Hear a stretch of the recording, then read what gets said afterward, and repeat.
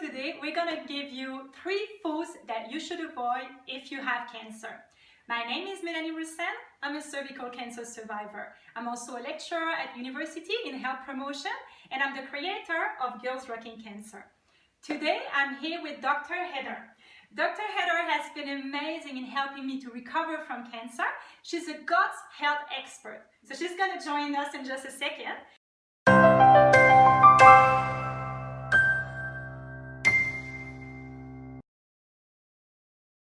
Okay, so let's get started. Hi, Dr. Heather. Thank you for having me in your kitchen today. It's really exciting. So tell us, what are the 3 foods that are big no-no if you've been diagnosed with cancer? Might surprise you. We really want to avoid dairy. We really want to avoid grains, particularly gluten. And the third one is sugar. Sugar! I know! This was the heartbreaking part for me. I have a French heritage, so when I hear, no pasta and no dairy or no cheese, that's hard enough. No sugar! I'm afraid so. So tell us, so what are the things so why are they bad for us? Well, the grains are particularly bad now because we use a lot of sprays. So they're coated in glyphosate, which is a pesticide. And it's very nasty. There's a lot of information coming out about glyphosate now and how it's carcinogenic. Yeah. And so the grains are coated in it just before harvest so that they can get a bigger yield. Okay, and so they're finding glyphosate even in hummus dips in the supermarket. Wow, So it's everywhere. It's everywhere. It's just everywhere.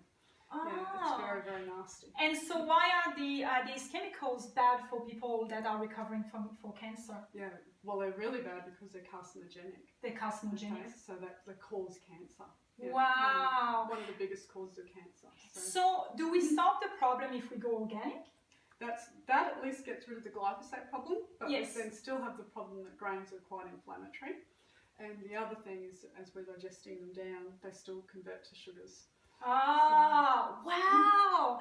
So this is something I never quite understood before. So the fact that what we eat is related to some of the disease that we see. So for example, cancer. So how is inflammation related to cancer? That is a very good question. But it's true. Everything comes down to the gut. Yeah. There's a saying by Hippocrates that all disease begins in the gut. And it's absolutely true. And so when we have inflammation in the gut, that can lead to all sorts of diseases. It can manifest as various things. Okay. So cancer is no exception. Yes. And we find that the grains are particularly hard to digest these days. Yes. They used to be fermented. So we would have, particularly in your French heritage, you would know, beautiful sourdough breads. Yes. So they used to be fermented for days on end, and then we would eat them. And so the fermentation process broke down the grains, and so they were easier to digest. So if you can get an organic sourdough bread and just have it once a week or something for fun, that's fine. I'm not saying never, but the way that we tend to eat grains these days, breakfast, morning tea, lunch, afternoon tea, and dinner with cereal and cake, and then bread for lunch, and some sort of biscuit for afternoon tea, and then pasta for dinner. We just have way too many grains. It's way too inflammatory. That was a really big part of my recovery, I'm sure. So Dr. Heather has seen me through my whole journey, and so she's the reason why I'm here today, so thank you very much. So let's talk about what can we replace this food with.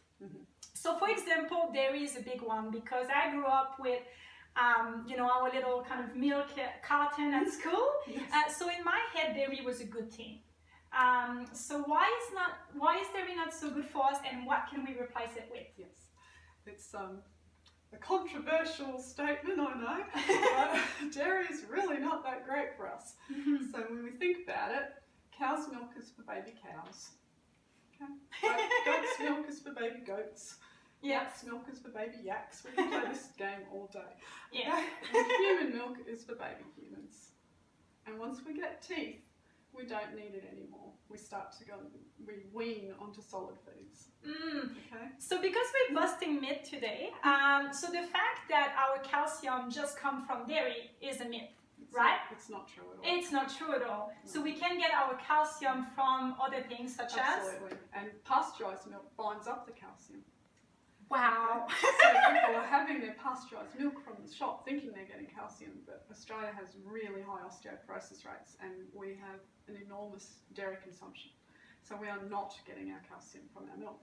Wow. So what could we eat to instead of the dairy? Yeah. So in terms of calcium consumption, 66% of the world have no dairy in their diet. So 66%. So that's 2 out of 3 people have no dairy in their diet. Traditionally. So we look at the Asians, if you think through a Japanese menu in your mind, Yes. there's no dairy in it. Wow. So for thousands and thousands and thousands of years, they've managed with no dairy. And they don't have problems with their bones, right? They're fine. They're They fine. have a lot of broth. The same with the Chinese, the Asian population. They have a lot of soups, a lot of broths. So in boiling up the bones in the broths, the calcium leaches out into the broth. And so that's how they're getting their soluble calcium. So for those of you who are a little bit new to this, what I do is when I go to my farmer market, I go to the butcher at the farmer market because I'm really lucky, and then I actually ask for the bone. So I ask for the bone of, can be beef or anything, yeah. And so what we do is we actually, I actually put this bone in my slow cooker, if you have a slow cooker at home. And basically I let that marinate overnight, usually a good 12 hours, yeah. And then I put some, onions in there and put some flavors in there, so onions, carrots, celery. Yeah. And that will make a nice, what we call a bone broth. Yeah. And that's the best way to get your calcium. That's the best way to get your calcium. And the good thing is it's delicious. And it's delicious. It's so nice. And so in terms of the milk, I see you've got some... So if people are determined to have white wet stuff, yes. Okay, if they must, that's fine. A natural form of white wet stuff is at least coconut milk. Okay, so that is something that's been around for thousands of years and it's fine. You can find tins of it, and as much as I don't particularly like processed food, try and find a tin that's BPA free, which this one is. There's various ones on the market that you can look at. Try and find one that doesn't have any preservatives or fillers. So that one's just coconut milk, and it's BPA free, so I'm okay with that. So I just wanted to kind of really connect this because I was thinking that it had to be an organic coconut milk. Oh, yes. And so I spent all that money for nothing because you told me that this brand is just as good, if not better. Well, I've talked with a lot of growers and suppliers over the time, and they made me think about this. It's an interesting thing. One of the growers said to me, "Have you ever seen someone spraying in the top of a coconut tree?" And I thought, no. Can't say I have. So I can't say I have. And so he said, so by and large, the vast majority of coconut milk on the market is already not sprayed. Right. So it's a very good chance that it's clean. There are some countries that sometimes spray around the base of the trees if they've been growing along the roadside and they might be spraying for weeds or something. But by and large, the coconut groves are not sprayed. Okay, so we are on our way to get good calcium with our bone broth. Yes. Then we've got some coconut milk to replace our dairy milk. What do we do with all the grain and gluten and all of that? What are the alternatives? Yes. So again, not terribly into processed food, but if you really must, there's so many things on the market now. So we've got, this one's just come out, the mung bean fettuccine. Oh, so I know, it's nice, isn't it? So that's quite nice. There's another one that's just come out with a black bean spaghetti. So there are ways to have the pasta for the children or the family without having the grains in it. yes. There's another one, these are just in Coles. So this one's a pulse one, it's got lentils, chickpeas and borlotti beans, and it's been made into little pasta.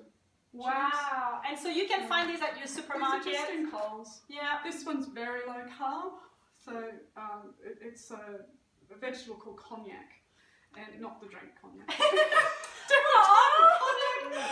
And so they have it in several different forms. This is like little squiggly noodles. Yes. So just sort of drain it off, and that's fine in a stir fry. It's sort of a little bit chewy, but it's perfectly fine in the stir fry. Yes. And it's like, as it says, 10 calories in there. Wow. So there you go. great if you're going low carb. but it's still a vegetable. So Yes. I prefer this over something highly processed. I just keep on learning things with you. And like Coles now has a organic black rice pasta. Wow. So, you know, there it is. Of course, I still prefer and advocate eating meat and vegetables, Yes. preferentially. Yes. But if you do feel like having a bit of pasta once a week or something, there are alternatives. So once a week is okay? Well, you know, we've got to live, haven't we? Yeah, we gotta live, and sometimes, you know, especially if you're going through cancer, you might feel quite tired at times. So these are kind of easy options. They're very easy. One thing I do for my pasta is I just do either carrots, so I just peel with a little peeler the carrots, or zucchini pasta. Beautiful. Yeah. So that's kind of how I get around that. And the cauliflower rice and things like that. Yes. They're pretty popular now. Yes. So cauliflower rice cooking is shows. really easy. Just take a cauliflower and just chop it fine, nice and easy, and that's your rice. It's up to 10 seconds in the blender. Oh yeah, also. In terms of cooking, rather than wheat flour, there's banana flour, which is Yeah. great. And Oh, actually, I've never seen this coconut one flour. before. So this is from up in North Queensland, Okay. and they were sort of shafted by the supermarkets who would only take bananas a certain size. They would only take 20-centimetre bananas. I know. It's amazing. Crazy. So there was so much wastage if they had a 22-centimetre banana or a 15-centimetre banana. If you notice in the shop, they're all the same. Of course, Yeah. of course. And so the farmers got together and thought, well, this is silly. So Yes. they take their green bananas and dehydrate them, and they've made a whole new industry. Wow. And it's wonderful because it's a beautiful resistant starch, so it's an excellent prebiotic for your gut. Wow, there you go, banana flour. Who would Yeah. have thought? Yeah, it's easy to cook with, and you're supporting a bunch of farmers up in North Queensland. So I love it. win-win-win. I love it. Oh. Coconut flour is really good too. Yes. So there's heaps of flours around, Bissan and so on. There's plenty of things that can be done for cooking if people still want to make some sort of biscuit or treat or cake or something. And before we were just talking about buckwheat flour, and because there is a bit of controversy on buckwheat flour, whether it's good for you or not so good for you. What's your take on it? Look, it's not a grain. You were talking about it being a sourdough bread. I'm okay with that. Again, if it's just a treat, it's just not an everyday food. Yes. What we're trying to say is please don't have grains every day. Yes. The way that the typical diet in Australia has grains 4 or 5 times a day. So the idea is just give yourself a bit of a break, at least, you know, for your guts for a little while you're recovering, really nurture your tummy, and so you get a chance to heal. What about sugar? Because that's the hard part for me. I know, we really have to give up sugar. We're having more sugar in a day now. You know, the statistics were coming out than people 100 years ago used to have in a year. Yes. So that's pretty scary. Yes. And the inflammatory conditions are on the rise as well. Yes. Okay. So when I was little, none of my 5-year-old friends at school had cancer. It didn't exist in children when I was little. Yes. That's really scary also with children. And so now we've got an entire generation, you know, that are coming through. We've got hospital wards full of children with cancer. Yes. Okay. It's happened in one generation. Yeah, this is a worry. So It's a really big worry. it's a big worry. A lot of environmental toxins for a start, and a lot more sugar, a lot more processed foods, a lot of preservatives, artificial colours and flavours and things are in our foods. We want to try and get back to natural as possible, meat and vegetables.